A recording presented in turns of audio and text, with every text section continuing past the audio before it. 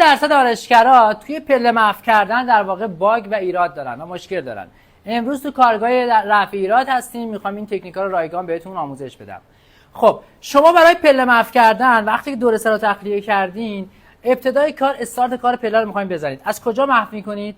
از نقطه بی ایکس بغل و پشت. یعنی بهترین جا براش اینجاست. چرا؟ چون زیر مو کاملا خالیه و مو بلند شده. حالا باید شونا تو چه زاویه‌ای بگیری؟ مو در واقع به سمت پایینه. ما میایم به صورت اوریب. به صورت اوریب مو رو مهار میکنیم، در واقع مو رو قلاب میکنیم. رویش مو به هر سمتی که باشه، مو هم در واقع تو جهت خود خواب مو چیکار میشه؟ بدنشون رو جهت خواب مو میاد سوار میشه. این در واقع رویشش به این شکل، خوابش به این شکل، شونه هم تو همون جهت میاد مو رو قلاب میکنه و محو میکنیم. اما تکنیک های محو کردن چیه؟ شونه رو خیلی راحت سبک بذارین زیر مویی که بلنده، بزنین زیر مو رو در واقع قلاب کنید. مو باید توی شونه چی بشه؟ قفل بشه. ببین الان این اگه به صورت افقی بیام موه اینو میزنم ولی زیرش یه ریز پله میمونه.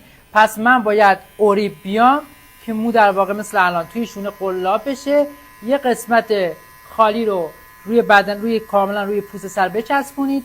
مو قلاب شد، راحت این مو رو شکار کنید، کات کنید. به این پله محو شد. دوباره شونه میکنیم، یه ریز پله است. دوباره اوریب میایم، مو رو قلاب میکنیم. شونه رو، ماشین رو حتما روی شونه چکار کنید، سبک حرکت بدید، به هیچ عنوان فشار وارد نکنید. حالا برای اینکه دستتون تو کار ماشین روون بشه، سعی کنید این تمرین رو زیاد انجام بدین. سعی کنید موقع کار کردن این تمرین رو زیاد انجام بدین. اگه دستتون میخواین تو کار شونه و ماشین روون بشه.